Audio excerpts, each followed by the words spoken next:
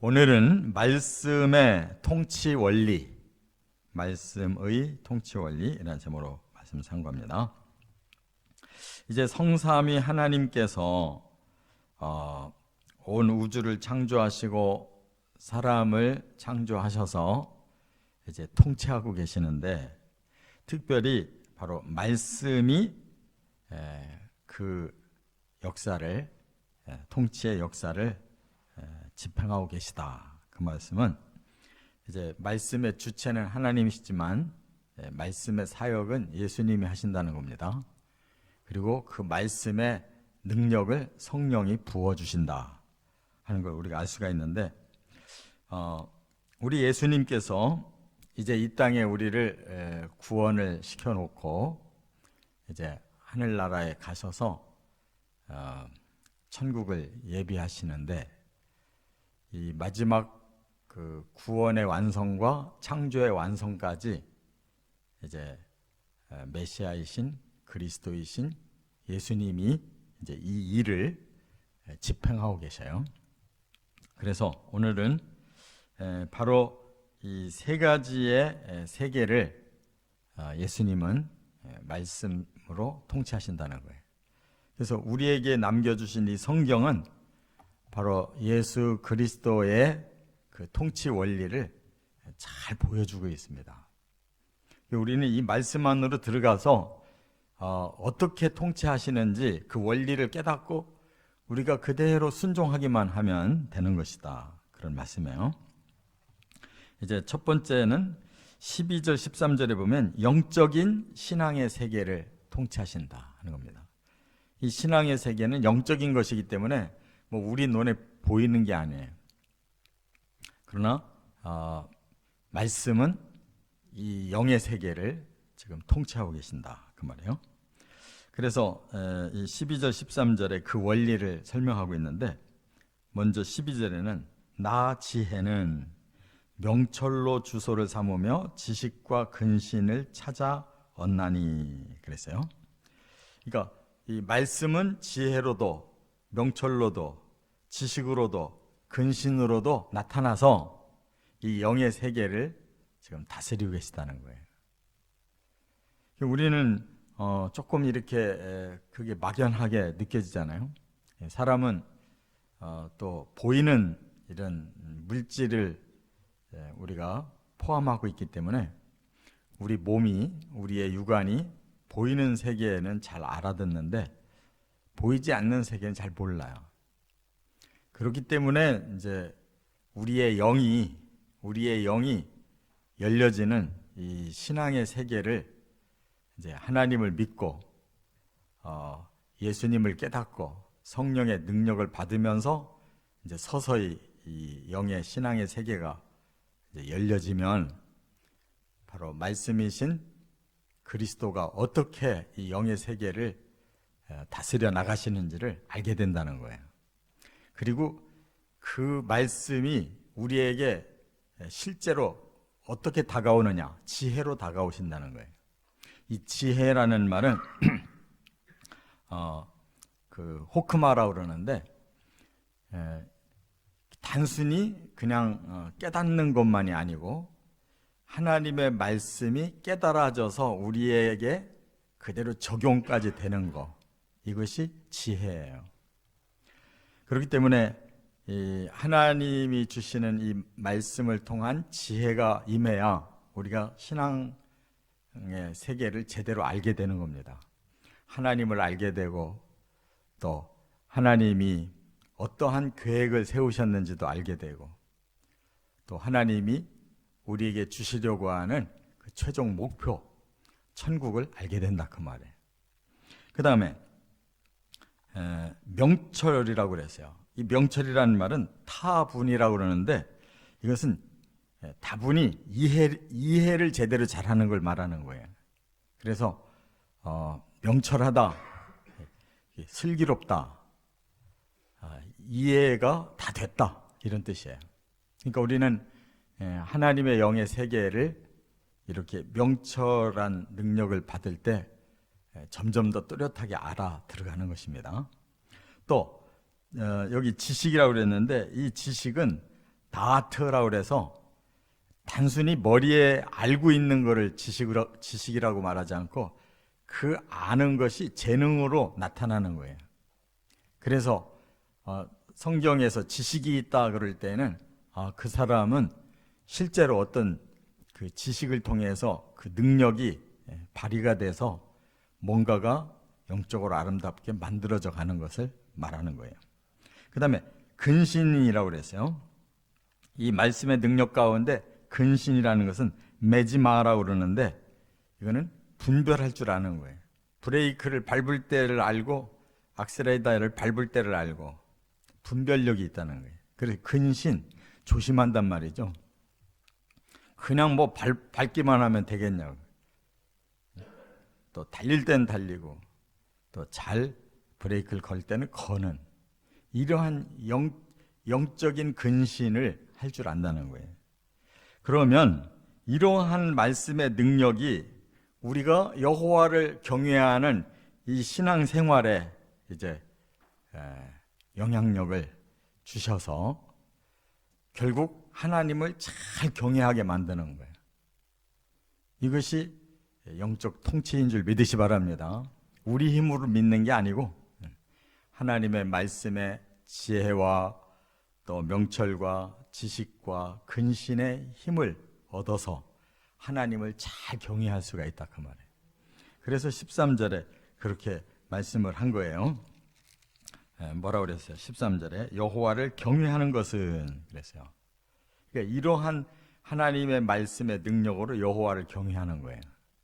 그러면 여기에 이제 방해되는 것들이 제거돼야 되겠죠. 그래서 13절에 여호와를 경외하는 것은 악을 미워하는 것이다. 방해 세력이 악이에요. 그래서 악에 대해서는 미워한다라는 말은 거기에 거리를 둔다는 거예요. 악과는 담을 쌓는 거예요. 그러면 그 악의 구체적인 것이 뭐냐? 그 뒤에 뭐라고 그랬어요? 교만과 자만과 악한 행실과 패역한 입을 미워한다. 그러니까 우리의 마음에 교만해지는 것이 하나님 경외하는 일에 큰 방해가 돼요. 이게 악이에요. 교만한 게. 거만도, 또 악한 행실. 우리가 악을 행위로 자꾸 드러내잖아요. 또 패역한 말, 마음이 계속 거역하는 마음이 이제 입으로 나오잖아요. 이런 것들이 점점 이제 제어가 된다는 뜻이에요. 그래서 우리의 신앙 세계가 아름답게 잘 진행되도록 역사해 주시는 말씀대로 살아가시 바랍니다. 두 번째는 어떤 세계가 있느냐? 14절부터 16절에 보면 사회와 국가를 통치하신다 이렇게 말씀했어요. 이것이 바로 이 세계인데 우리가 살고 있는 이 지구의 인류의 그 세계가 사회와 국가로 이렇게 구성되어 있잖아요. 이것이 우리 사람들이 다 다스리는 것 같은데 아니에요. 뭐 미국 대통령, 뭐 중국, 또 뭐 러시아 이런 큰 나라의 지도자들이 다스리는 것 같은데 아니라는 거예요. 그거를 바로 말씀이 통치하신다고 그랬어요. 여기 14절에 보니까 내게는 계략과 참 지식이 있으며 나는 명철이라 내게 능력이 있으므로 그랬어요. 여기서 지금 계속 나 하는 것이 바로 말씀을 의미하는 거고 그 말씀이신 메시아가 이제 이 땅을 통치해 가시는 거예요. 하나님이 목적하시는 방향대로 통치해 가시는 거예요. 그래서 계략이 있다. 이 말은 하나님의 계획, 이것이 이제 이 땅에 펼쳐질 수 있는 구체적인 그런 전략이 있다. 그런 뜻이에요. 그러니까 이 세상은 올바르게 가야 할 목표가 있는 거예요. 하나님의 계략대로 가야 된단 말이에요. 참 지식이 있다. 이 말은 그대로 성취된다는 거예요. 그리고 명철과 능력이 있다. 그 말은 모든 것이 제대로 바르게 또 하나님의 권능에 의해서 만들어질 것이다. 그 말이에요. 지금은 우리가 원하는 방향으로 가질 않아요. 정반대 방향으로 가고 있어요. 왜 그러냐? 바로 악한 사탄이 이 세상의 임금 노릇하고 이 세상 신 노릇을 지금 하고 있기 때문에 거기서 이제 우리를 구원하셔가지고 하나님이 원하는 세계를 만들어 내시려고 하는 영적 전쟁 가운데 있기 때문에 지금은 악한 그런 세력이 더 강한 거죠. 그래서 세상의 지도자들이 다 악한 이러한 사탄의 권세에 사로잡혀 있어요. 그래서 그 권력을 가지고 잘 하나님의 이 뜻대로 잘 통치를 해줘야 되는데, 권력을 가졌다 그러면 전부 그것을 사적으로 이용하려고 그래요. 자기들 집단을 유익을 위해서 이 나라와 이 사회를 이용해 먹으려고 하니까 그게 사탄 짓에 빠져버린단 말이에요. 그 올바른 사람들이, 올바른 지도자가 나오지를 못하는 거예요. 그렇기 때문에 바로 하나님은 이 말씀을 통하여 말씀의 사람들을 내세워서 움직여 가시려고 하는 거예요. 그 영적 전쟁에 우리들이 다 바로 용사가 돼서 나가야 된다 그 말이에요. 할렐루야. 나만 믿고 나만 구원받는다가 다가 아니고 이 세상을 구원하는 일에, 이 세상의 모든 사람을 구원해서 하나님의 통치에 순종시키는 일이, 이게 바로 말씀의 사람들이 해야 될 일이라 그 말이에요. 그래서 우리에게는 하나님의 그 계략을 가지고 있고 하나님의 그 성취하는 능력을 가지고 있고 하나님께서 우리에게 그 모든 것을 바르게 잘 분별해서 그 주신 권능을 가지고 행해 나가라는 이런 말씀의 뜻을 깨닫고 순종해야 된다는 거예요. 그래서 15절에 구체적으로 이렇게 말씀했어요. 나로 말미암아 왕들이 치리하며 방백들이 공의를 세우며, 16절에 나로 말미암아 재상과 존귀한 자 곧 모든 의로운 재판관들이 다스리느니라.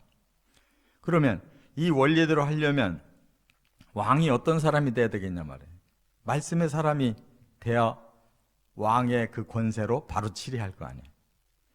방백들이 어떤 사람이 방백이 돼야 되겠냐, 지도자들이 돼야 되겠느냐, 바로 말씀의 사람이 지도자가 되면 공의를 세울 거 아니겠냐 말이에요. 할렐루야. 그러니까 대통령도 하나님의 말씀의 사람이, 장관들도 하나님의 말씀의 사람이 그 자리에 앉아서 그 역할을 하면 바르게 통치가 되고 바르게 공의가 세워지고, 또 재상과 존귀한 자 모든 지도층들이 바로 의로운 재판관이 이렇게 다스려야 세상이 바르게 변화된다는 말이에요. 말씀이 이 사회와 국가를 움직여 나갈 수 있다고 말해요. 말씀의 사람을 통해서 만들어가는 줄 믿습니다. 끝으로 세 번째는 17절부터 21절에 보면 개인의 삶을 통치하신다는 거예요. 우리 한 사람 한 사람을 또 하나님의 말씀이 통치하고 계셔요. 그래서 17절에 보면 나를 사랑하는 자들이 나의 사랑을 입으며 나를 간절히 찾는 자가 나를 만날 것이니라. 지극히 개인적이에요. 우리가 하나님을 사랑하고 하나님의 말씀을 사랑하면 그 하나님과 하나님의 말씀이 또 나를 사랑하셔서 나를 만나주신다, 이렇게 말씀했어요. 이게 개인적인 우리가 하나님 체험과 또 말씀에 순종하는 삶을 여기에서 말씀하고 있어요. 이게 신앙생활의 원리다 그 말이에요. 근데 여기서 찾는다라는 이 단어가, 이 원어가 의미심장해요. 샤하르라고 그러는데 이게 어디서 나왔냐면은 새벽이라는 단어에서 나왔어요.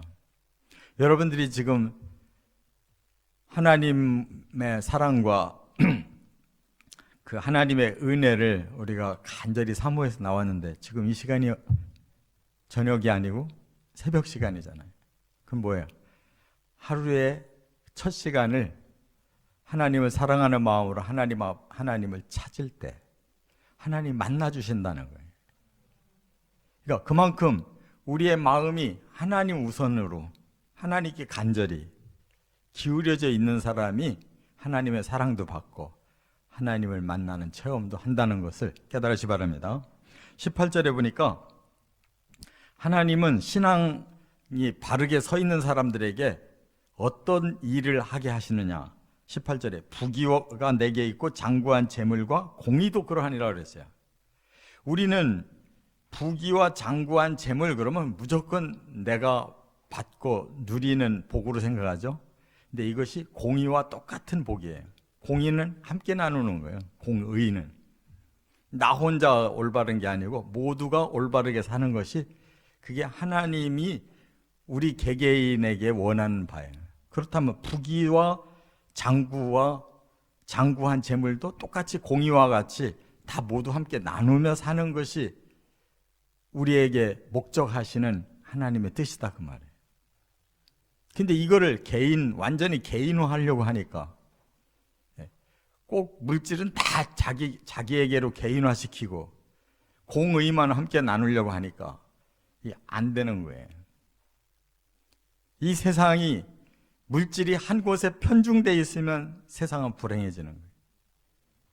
한쪽은 배가 터져서 배가 불러 죽고 한쪽은 배가 고파서 죽으면 그건 공의로운 세상이 아니잖아요. 그렇기 때문에 부귀와 장구한 재물과 공의가 바로 하나님을 사랑하고 하나님을 찾는 그들에게 주셔서 그들로 하여금 그것이 이루어지게 한다는 뜻이란 말이에요. 그러니까 교회는 물질을 공유하는 그 모범자가 돼야 되고 바로 공의를 나누는 모범자가 돼야 된단 말이에요. 그게 신앙 공동체예요. 19절에 그러면 하나님은 우리에게 열매를 맺게 해주신다고 그랬는데 19절에 내 열매는 금이나 정금보다 나으며 이런 금덩어리를 얻는 게 하나님의 열매 아니라는 거예요. 내 소득은 수는보다 나으니라. 그러면 뭐가 열매냐? 20절에 정의로운 길로 행하며 공의로운 길 가운데로 다니는 것이다. 그리스도인들을 통해서 그들의 정직한 삶이 공의로운 삶이 세상의 본이 돼가지고 세상을 그렇게 공의롭고 또 정의로운 세상을 만들어가는 것이 그게 열매라는 거예요. 우리 신앙인들을 통한 열매라는 거예요. 예수님도 그래 착한 행실을 너희가 사람들에게 보여줘서 그들이 스스로 하나님을 경외하게 만들어라 그랬잖아요. 또 21절에 보면 그렇게 세상과 또 우리 그리스도인들의 이 삶이 아름다워질 때 21절에 나를 사랑하는 자가 재물을 얻어서 그 곳간에 채우게 하려 함이라 그랬어요. 결국 그것이 우리 성도들의 복이 될 것이다. 여기서 단순히 재물을 얻는다, 곳간에 채운다라는 말을 이거를 내 개인의 복으로만 생각하면 안 돼요. 이것은 바로 하나님 나라의 아름다운 축복을 말하는 거예요. 우리 한 사람 한 사람이 열매를 맺으면 우리가 그 재물이 그 열매들이 하나님의 곳간에 채워지는 걸 말하는 거예요. 그래야지 내가 뭐 많은 거 가진다고 뭐예요? 내가 많은 돈 가지고 있으면 하루에 막 10번씩 밥 먹냐고. 막 차를 10대씩 사가지고 막 한꺼번에 10대씩 몰고 다니냐고. 다 욕심이에요. 우리는 밥은 한 그릇이면 끝나는 거예요. 아무리 돈 많아도 차 한 대만 끌면은 우리로서는 더 이상 바라는 것이 없는 거예요. 결국 우리가 이 땅에서 복을 받는다는 것은 그것이 하늘의 곳간에 채워지는 게 복이란 말이에요. 깨달으시기 바랍니다. 그 나머지는 어떻게 해야 돼요? 나눠야 되는 거예요. 혼자 다 짊어지고 가지도 못하잖아요. 다 내려놓고 가는데 어떤 놈이 가져갈지를 모르는 거예요. 왜 헛되게 쓰냐고. 그 재물을 얻어서 하늘의 곳간에 채우는 것이 우리 그리스도인의 열매라는 거예요. 이렇게 말씀이신 우리 주는 영적인 신앙 세계를 통치하실 뿐만 아니라 이 사회와 국가를 통치하시고 우리 개개인의 삶을 통치하셔서 바로 천국 같은 나라를 만들기를 원하시는 거예요. 여기에 저와 여러분이 동참하는 주의 말씀의 제자들이 되어주시기를 주의 이름으로 축원합니다.